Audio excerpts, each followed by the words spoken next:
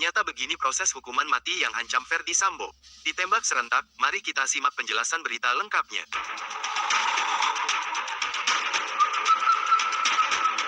Mantan Kepala Divisi dan Profesi Pengamanan Polri Irjen Verdi Sambo, dijerat pidana dengan ancaman hukuman mati, usai ditetapkan tersangka dalam kasus pembunuhan Brigadir Nofriansyah Yosua Huta Barat, atau Brigadir J. Sambo dijerat pasal 340 subsidiar pasal 338 junto pasal 55 junto 56. KUHP, pasal 340 mengatur pidana terkait pembunuhan berencana dengan ancaman pidana hukuman mati, pidana penjara seumur hidup, atau penjara 20 tahun. Penyidik menerapkan pasal 340 subsidiar pasal 338 junto pasal 55 junto 56. KUHP dengan ancaman maksimal hukuman mati, penjara seumur hidup, atau penjara selama-lamanya 20 tahun, kata Kabareskrim Komjen Agus Andrianto.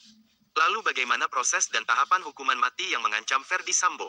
Pelaksanaan hukuman mati harus melalui beberapa proses yang diatur di dalam Peraturan Kepala Kepolisian RI Nomor 12 Tahun 2010. Ada 4 tahap tata cara pelaksanaannya dimulai dari tahap persiapan, pengorganisasian, pelaksanaan, dan pengakhiran.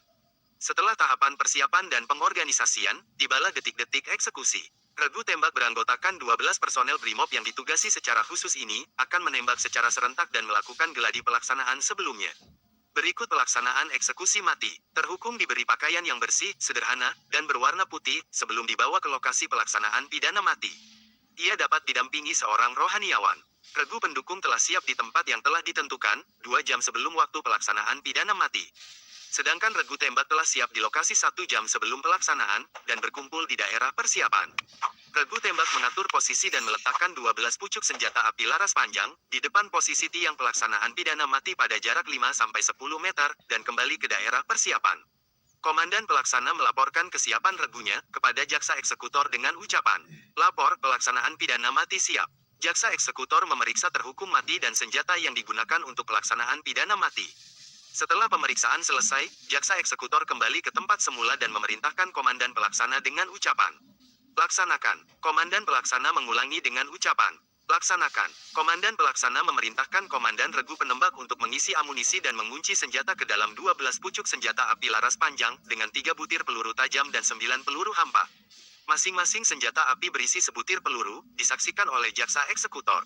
Di antara anggota regu tembak, tidak ada yang tahu senjata siapa berisi peluru tajam.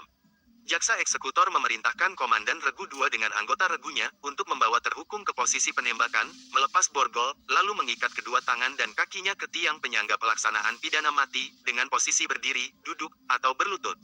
Kecuali ditentukan lain oleh jaksa. Terhukum mati diberi kesempatan terakhir untuk menenangkan diri, paling lama 3 menit dengan pendampingan rohaniawan.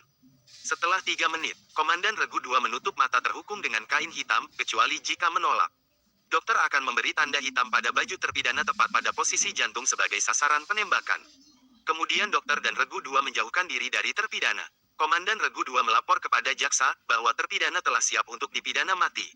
Jaksa eksekutor memberikan tanda isyarat kepada komandan pelaksana, untuk segera dilaksanakan penembakan terhadap terpidana. Komandan pelaksana memberikan tanda isyarat kepada komandan regu tembak, agar mengambil senjata dengan posisi depan senjata, dan menghadap ke arah terpidana. Komandan pelaksana mengambil tempat, di samping kanan depan regu tembak, dengan menghadap ke arah serong kiri regu tembak dan mengambil sikap istirahat di tempat. Pada saat komandan pelaksana mengambil sikap sempurna, regu tembak mengambil sikap salvo ke atas. Komandan pelaksana menghunus pedang sebagai isyarat bagi regu tembak, untuk membidik sasaran ke arah jantung terpidana. Komandan pelaksana mengacungkan pedang ke depan setinggi dagu sebagai isyarat kepada regu tembak untuk membuka kunci senjata. Komandan pelaksana menghentakkan pedang ke bawah pada posisi hormat, pedang sebagai isyarat kepada regu penembak untuk menembak serentak. Setelah penembakan selesai, komandan pelaksana menyarungkan pedang sebagai isyarat kepada regu penembak mengambil sikap depan senjata. Komandan pelaksana, jaksa eksekutor, dan dokter memeriksa kondisi terpidana. Jika menurut dokter terpidana masih menunjukkan tanda-tanda kehidupan, jaksa eksekutor memerintahkan komandan pelaksana melakukan tembakan pengakhir. Demi percepatan penurunan stunting, komandan pelaksana memerintahkan komandan regu penembak untuk melakukan tembakan pengakhir, dengan menempelkan ujung laras senjata genggam pada pelipis terpidana tepat di atas telinga. Tembakan pengakhir ini dapat diulangi jika menurut dokter masih ada tanda-tanda kehidupan. Pelaksanaan hukuman mati dinyatakan selesai, jika dokter sudah menyatakan bahwa tidak ada lagi tanda-tanda kehidupan pada terpidana. Selesai pelaksanaan penembakan, komandan regu tembak memerintahkan anggotanya untuk melepas magasin, dan mengosongkan senjatanya. Komandan pelaksana melaporkan hasil penembakan kepada jaksa eksekutor dengan ucapan, pelaksanaan pidana mati selesai.